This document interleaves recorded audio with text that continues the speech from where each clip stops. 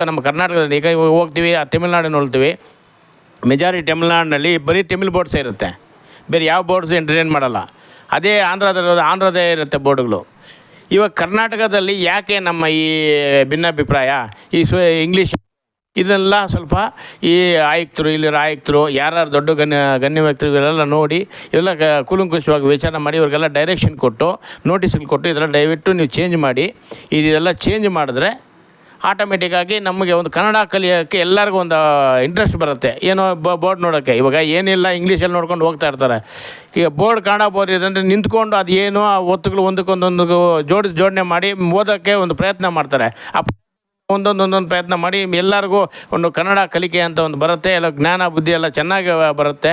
ಮತ್ತು ನಮ್ಮ ಕರ್ನಾಟಕದಲ್ಲಿ ಅವರು ರೆಕಗ್ನೈಸ್ ಮಾಡ್ತಾರೆ. ಇವಾಗ ಏನಂದರೆ ಈ ಏರಿಯಾ ಲೋಕಲ್ ಏರಿಯಾ ಅಂದರೆ ಇದು ಇಲ್ಲಿ ಆಂಧ್ರಾಗೆ 20 ಕಿಲೋಮೀಟ್ರು, ತಮಿಳ್ನಾಡಿಗೆ 29 ಕಿಲೋಮೀಟ್ರ್. ನಾವು ಸೆಂಟ್ರಲ್ಲಿ ಇದ್ದೀವಿ ಬೇಸು. ಇಲ್ಲಿ ಏನು ಹೇಳ್ತಾರೆ, ಅವ್ರು ಟೆಮಿಲಿಯನ್ಸ್ ಅವರು ಅಂತ ಹೇಳ್ಬಿಡ್ತಾರೆ ಒಂದೇ ಸಲ. ಇಲ್ಲಿ ಇರೋದು ಲಿಂಗ್ವಿಸ್ಟಿಕ್ ಎಲ್ಲ ಜಾತಿ ಇದ್ರೂ ಸಹ ಟೆಮಿಲಿಯನ್ಸ್ ಅಂತ ಹೇಳ್ಬಿಡ್ತಾರೆ. ಟೆಮಿಲಿಯನ್ಸ್ ಅಂತ ಅವ್ರು ಓದೋದಿಲ್ಲ, ಕನ್ನಡ ಓದೋದಿಲ್ಲ ಅಂತ ಹೇಳಿ ಒಂದು ಅಭಿಪ್ರಾಯ ಅವ್ರಿಗೇನು ಬಿಡ್ರಿ ಅದು ಪ್ಲೇಸ್ ಅಂತ ಹೇಳ್ತಾರೆ. ಆ ಥರ ನಮ್ಮ ದೊಡ್ಡ ಲೀಡರ್ಗಳು ಒಂದು ಥರ ಕೆಟ್ಟದಾಗಿ ನಮ್ಮ KGF ಬಗ್ಗೆ ಮಾತಾಡೋಕ್ಕೆ ಹೋಗ್ತಾರೆ. ಯಾಕಂದರೆ ಕನ್ನಡ ಇಲ್ಲ ಬರೀ ಟೆಮಿಲಿಯನ್ಸ್ ಅಂತ.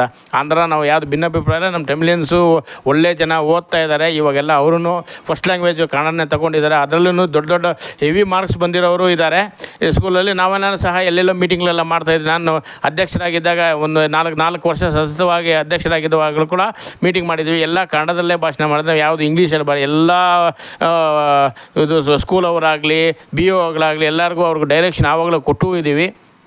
ಈ ಥರ ಮಾಡಬೇಕು ನೀವು, ಈ ಥರ ದಯವಿಟ್ಟು ಎಲ್ಲರಿಗೂ ನೀವು ಪ್ರೋತ್ಸಾಹ ಮಾಡಬೇಕು. ನಿಮ್ಮಿಂದನೂ ಹೋಗಬೇಕು, ನಮ್ಮಿಂದನೂ ಹೋಗಬೇಕು, ವಿದ್ಯಾವಂತರಿಗೂ ಎಲ್ಲ ತಿಳಿಸ್ಬೇಕು ಅಂತೇಳಿ ನಾವು ಹೇಳಿ ಸಾಕಷ್ಟು ಮಾಡಿದ್ದೀವಿ. ಯಾಕಂದರೆ ಈ ಡಿಜಿಟಲ್ ಕನ್ನಡ ನ್ಯೂಸ್ ಫಸ್ಟ್ ಇದಕ್ಕೆಲ್ಲ ನಾವು ಕೊಟ್ರೇನೆ ಇಂಥ ಇದಕ್ಕೆ ನಮಗೆ ಮುಂದೆ ಇನ್ನು ಬರೋ ಕಾಲದಲ್ಲಿ ನಮ್ಮ ಕನ್ನಡಕ್ಕೆ ಒಂದು ಪ್ರಾಮುಖ್ಯ ಕೊಟ್ಟು ಕನ್ನಡದಲ್ಲಿ ಎಲ್ಲ ಬಂದರೆ ಎಲ್ಲ ಇವು ಸುತ್ತೋಲೆಗಳು ಕನ್ನಡದಲ್ಲಿ ಬರುತ್ತೆ, ಅದು ಇಂಗ್ಲೀಷಲ್ಲಿ ಬರೋಲ್ಲ. ಸುತ್ತೋಲೆಗಳು ಓದಬೇಕು, ಅದೇನೋ ಸುತ್ತೋಲೆ ಬಂದಿದೆ ಬೇರೆ ಯಾರನ್ನ ತಿಳಿಸ್ಕೊಂಡು ಏನು ಹೇಳಿದ್ದಾರೆ, ಏನು ಮಾಡಬೇಕು ಅಂತ ಅದೆಲ್ಲ ಬರಬಾರ್ದು ಅಂತೇಳಿ ನಮ್ಮ ಕರ್ನಾಟಕದಲ್ಲಿ ನಾವೇ ಒಂದು ಸ್ವತಂತ್ರವಾಗಿ ಅಟ್ಲೀಸ್ಟ್ ಲರ್ನಿಂಗ್ ಲ್ಯಾಂಗ್ವೇಜ್ ಅಂತ ಹೇಳ್ಬಿಟ್ಟು ಓದಿ, ಅದು ಸುತ್ತೋಲೆಗಳಾಗಲಿ ಗೌರ್ಮೆಂಟ್ ಆರ್ಡಿನೆನ್ಸ್ ಆಗಲಿ ಏನೇ ಆಗಲಿ, ಏನೇ ಆದೇಶಗಳಾಗಲಿ ತೀರ್ಪುಗಳಾಗಲಿ ಎಲ್ಲ ನೋಡಿ ನಾವು ತಿಳ್ಕೊಂಡ್ರೆ ನಮ್ಮ ಏರಿಯಾಗೆ ಒಳ್ಳೆಯ ಹೆಸರು ಬರುತ್ತೆ. ಈ KGFನೂ ರೆಕಗ್ನೈಸ್ ಮಾಡ್ತಾರೆ. ಯಾಕಂದರೆ KGF ಅಂದರೆ 18ನೇ ಸೆಂಚುರಿನಿಂದ ನಾವು ಈ ಪ್ರಪಂಚಕ್ಕೆ ನಾವು ಬಂಗಾರ ಕೊಟ್ಟಂಥ ಊರಿದು. ಕೋಲಾರ್ ಗೋಲ್ಡ್ ಫೀಲ್ಡ್ಸ್ ಅಂತಾರೆ, ಭಾರತದ ಚಿನ್ನದ ಗಣಿ ಪ್ರದೇಶ. ಈ ಪ್ರದೇಶಕ್ಕೆ ನಾವು ಪ್ರಾಮುಖ್ಯ ಕೊಟ್ಟು ಕನ್ನಡ ಕಲಿಕೆ ಮಾಡೋದಕ್ಕೆ ಇಂಥ ಚಾನೆಲ್ಗಳು ಪ್ರೋತ್ಸಾಹ ಇದ್ದಾರೆ. ಇಂಥವ್ರು ಹೇಳ್ತಾ ಇದ್ದಾರೆ ಯಾವ ಊರಲ್ಲಿ ನೀರಿಲ್ಲ, ಏನು ಫೆಸಿಲಿಟೀಸ್ ಇಲ್ಲ, ರೋಡ್ ಇಲ್ಲ, ಬಸ್ಸುಗಳಿಲ್ಲ ಅಂತ ಹೇಳಿ ಮಾಡ್ತಾಯಿದ್ದಾರೆ. ಇಂಥ ಚಾನಲ್ಗೆಲ್ಲ ನಾವು ಮುಂದೆ ಬರಲಿ, ಇಂಥ ಚಾನಲ್ಗೆಲ್ಲ ನಾವು ಯಾವಾಗ ಎಂದೂ ಸಪೋರ್ಟ್ ಇರ್ತೀವಿ ಅಂತೇಳಿ ನಾನು ಚಿಕ್ಕ ಭಾಷಣ ಮುಗಿಸ್ತೀನಿ. ನ್ಯಾಯಾಲಯಕ್ಕೆ ಹೋಗೋ ದಾರಿ ಇದೆ, ನೀವು ಪ್ರತಿನಿತ್ಯ ಓಡಾಡೋ ನೋಡಿ ಅಲ್ವಾ, ದಾರಿಯಲ್ಲಿ ಈ ತರ ನಾನು ಕಂಟೆಂಟ್ ಕಳಿಸಿದ್ದೆ, ನೀವು ನೋಡಿರ್ತೀರಾ. ಹೌದು, ಅದು ತಪ್ಪಾ ಕರೆಕ್ಟಾ ಸರ್? ಅದು 100% ತಪ್ಪು.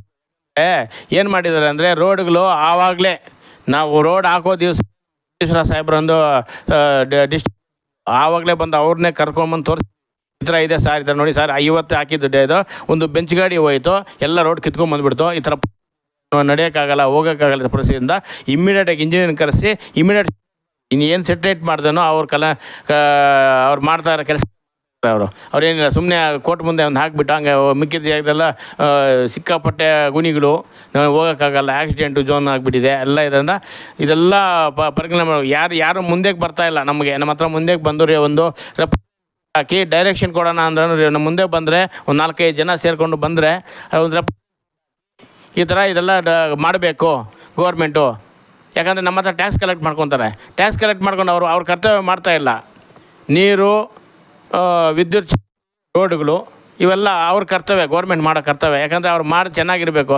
ನಾವು ಯಾಕೆ ನಾವು RTOಗೆ ಟ್ಯಾಕ್ಸ್ ಕಟ್ತೀವಿ, ನಮ್ಮ ವೆಹಿಕಲ್ಗಳು ಹೋಗಿ ಟೈರ್ಗಳು ಇವೆಲ್ಲ ಯಾರಿಂದ ಆಗೋದು? ರೋಡ್ ಆಗ್ತಾಯಿಲ್ಲ. ಇದೆಲ್ಲ ನೋಡಿ ನಾವು ಇವಾಗಲೂ ಸಹ ಯಾರನ್ನಾರು ಈ ಥರ ಕೇಸ್ ಹಾಕಿ ರೆಪ್ರೆಸೆಂಟ್ ಶೂಟ್ ಮಾಡಿ ಡೈರೆಕ್ಷನ್ ತಗೊಳ್ಳೋಕೆ ನಾವು ರೆಡಿಯಾಗಿ ಸಿದ್ಧವಾಗಿದ್ದೀವಿ, ಮಾಡ್ತೀವಿ. ಸರ್, ಇನ್ನೊಂದು, ಇವರು ನಿಮ್ಮ ವಕೀಲ ಸಂಘದ ಅಧ್ಯಕ್ಷ ಅಂತ ಅವರೇ ಹೇಳಿದ್ದಾರೆ, ಅವ್ರು ಪ್ಲಸ್ ಕನ್ನಡದಲ್ಲಿ ಅಧ್ಯಕ್ಷರು ಕನ್ನಡ ಭಾಷೆಗೆ ಅಧ್ಯಕ್ಷ ಕೊಡಬೇಕು ಅಂತ ಮಾತಾಡಿದ್ದಾರೆ. ಹೌದು ನಿಮ್ಮಂತವ್ರಿಗೂ ಗೊತ್ತಿದೆಯಲ್ಲ ಸರ್, ಯಾಕೆ ನೀವು ಧ್ವನಿ ಎತ್ತಲ್ಲ ಸರ್? ನಿಮ್ಗೆ ಕನ್ನಡ ಅಂದ್ರೆ ಇಷ್ಟ ಇಲ್ವಾ? ಇಲ್ಲ ನೀವು ಬೇರೆ ಭಾಷೆಗೂ ಪ್ರಾಮುಖ್ಯತೆ ಇಲ್ಲ ಆ ಥರ ಯಾವುದೂ ಇಲ್ಲ. ನಾವು ಯಾವಾಗಲೂ ಕನ್ನಡನೇ ನಮ್ಮ ಆಫೀಸಲ್ಲಿ ಮಾತಾಡೋದು ಕನ್ನಡನೇ, ನಾವು ಎಲ್ಲ ಡ್ರಾಫ್ಟಿಂಗು ಕ್ಲೈಂಟ್ ಮಾಡೋದು ಕನ್ನಡನೇ, ಎಲ್ಲ ಕನ್ನಡನೇ. ಏನಂದರೆ ಒಂದು ಇಂಗ್ಲೀಷ್ ಲ್ಯಾಂಗ್ವೇಜ್ ಇದೆ, ರಿಟನ್ ಇಂಗ್ಲೀಷಲ್ಲೇ ಇರೋದ್ರಿಂದ ನಾವು ಹಾಕ್ತೀವಿ. ಕನ್ನಡದಲ್ಲಿ ಎಲ್ಲ ದಾವೆಗಳು ಹಾಕ್ಕೊಂಬಂದು ಮಾಡಿದ್ರೆ ನಾವು ಕನ್ನಡದಲ್ಲೇ ಕೊಡ್ತೀವಿ. ಇವಾಗ ಲೀಗಲ್ ನೋಟಿಸ್ ಎಲ್ಲ ಬರುತ್ತೆ, ತಮಿಳಿನಿಂದ ಬಂದೆ, ತಮಿಳಿನಲ್ಲೇ ನಾವು ಇಂಗ್ಲೀಷಲ್ಲಿ ಮತ್ತು ತರ್ಜುಮೆ ಮಾಡಿ ತಮಿಳಲ್ಲೇ ಕೊಟ್ಟಿದ್ದೀವಿ ಅವ್ರಿಗೆ. ಒಂದು ತಮಿಳ್ನಾಡು ಕೇಸಲ್ಲಿ ಕನ್ನಡದಲ್ಲಿ ಬಂದು ಕನ್ನಡನೇ ಕೊಟ್ಟಿದ್ದೀನಿ ರಿಪ್ಲೈ. ನಾನು ಲೀಗಲ್ ನೋಟಿಸ್ ನಾನು ಯಾವ್ದು ಭಾಷೆ, ಯಾಕಂದರೆ ನಮಗೆ ಆ ಭಾಷೆಯಲ್ಲಿ ಬಂದರೆ ಆ ಭಾಷೆಗೆ ಕೊಡೋಣ. ಇವಾಗ ನಾವೇ ಬಂದು ಕನ್ನಡದಲ್ಲಿ ಕೊಡೋಕ್ಕೆ ಇದಿಲ್ಲ, ಯಾಕಂದರೆ ನಾವು 100% ಕನ್ನಡ ಸಪೋರ್ಟು ಕನ್ನಡ ಮಾಡ್ತೀವಿ. ಅದಕ್ಕೇನು ಯಾವುದೋ ಭಿನ್ನಾಭಿಪ್ರಾಯನೇ ಬೇಡ, ನಾವು ಆಲ್ವೇಸ್ ಸಪೋರ್ಟ್ ಕನ್ನಡ.